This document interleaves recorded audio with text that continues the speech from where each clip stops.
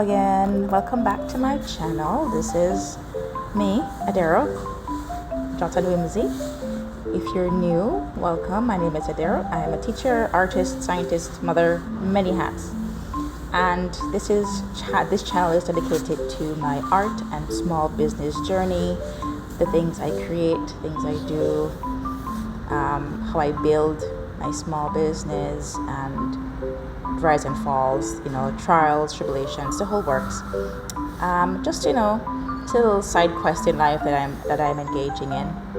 So, and if you're friends, welcome back.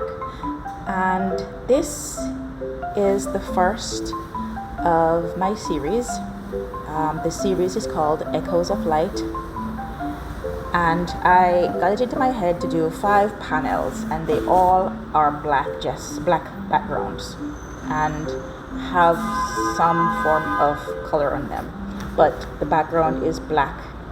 That's the stark difference. And I aim to have the images highly pigmented of some way, shape, or form. So this is the first one. I believe I want to call it The Whispers of the Veil. Along that time, it's very fairy and very, whimsical. That's the name I'm going to go with it. That's the name I'm going to go for it. But yeah, so I had this idea in my head, and it's not going to come out anywhere. So I just decided to use 8x10 panels. It's really small to take the pressure off. And so far, it's been really manageable. This is the first one. I'll let you know how I feel after all 5 are done, but I've committed myself to 5. I think 5 is a nice number. So these mushrooms I went on Google and typed in pretty mushrooms. There's some really gnarly ones out there, so I picked the ones that I like the best, and I just did a composition with them. And yeah, I liked how this one turned out as a first go. It wasn't too stressful. The stressful part was shading, getting the shading right, and the placement of stuff and texture added to the canvas. That was what I was struggling with this one. But yeah, it went well. I'm using my Medan heavy body paint for this one. If you ask me what the name of the mushrooms are, I will look at you side-eye, because I do not know. I didn't bother looking at them. I just like the picture. So I sketched it out first, the composition with, I think that's either chalk or white charcoal, one of them. I use that because it's easy to erase. With just use water and a brush and just scrub it out, it will come out. It won't stay. But I use it for guidelines in where I want to put certain things. If I change my mind, which I did. You see there on the branch, I put 2. It ended up just being one weird looking zombie mushroom. And there is a ladybug supposed to be on the red cap, but I changed my mind. I was like, nope, not doing it. So I just wanted it to be mushrooms and no insects. I might do one with insects separate. Not sure how it's gonna work, but one of my panels, literally, okay, hear me out. Literally, I had 5 post-its, and I just put stuff on there and say, okay, these are the ideas in my head. Will it stick? I don't know. But one of those post-its says insects, so I decided to just remove the ladybug and do just mushrooms, because this one was mushrooms. Mushrooms are super intelligent. You're like, yeah, they're a frizzle, they're plant. No, they're not. They're fungi. They look like plants, but they're not. But they're very sophisticated. And fun fact, fungi, like mushrooms, they are very, very similar to our human cells. Yeah. That's why fungal infections are so tricky and so, very special to deal with when we have them, right? Because they're so very similar to our own body cells. But I think they're so unique and so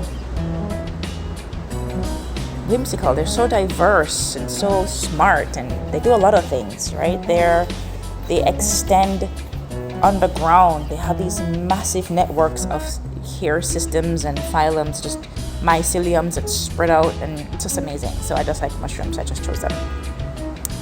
Yeah, and this is, I dedicated the first one in this series to it. And I have a whole bunch of brushes. If you ask me what brushes I'm using, I don't remember, but I know I use like a round brush and my fine liner. I think I used my cat's tongue at one point, but you know what, I'm of the college of whatever brush works, that's the one you use pretty much, you know. So that's what I decided on. So yeah, I'm doing these blue ones. I saw them, they look so pretty. Oh, before I get yelled at, disclaimer. I realize that many of my artworks, they have a certain feel to them. I tend to work in the blues, purples, and greens color scheme very often. It's subconscious. It's not necessarily a choice. It's more subconscious, I know. But I'm working on it. I'm a work in progress. And I will make an effort to move away from the blues, because blue is my favorite color. The blues, purples, and greens, those shades are my favorite colors. So I will be using them, you know, but I will make a more conscious effort to try something different. Go in the reds and yellows, for example, you know. Maybe, dare I say it, pink or magenta, like some bright magenta, you know. But yeah, I really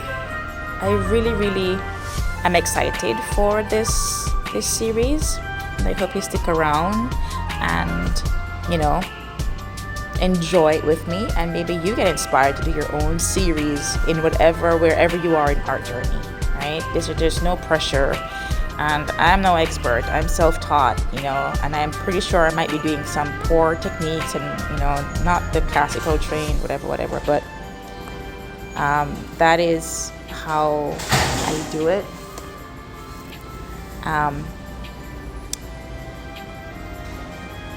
So, there's a palette right here for us. You can see all the blues everywhere.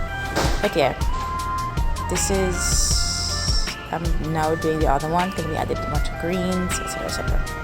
So feel free to add in the comments if you want what you want to see on the black background. You know, put them in the comments. I'll read them. Let me know what you want me to paint next time on the black background. Maybe you will see it. Alright, so I'll stop talking and let you enjoy, and I'll see you at the end.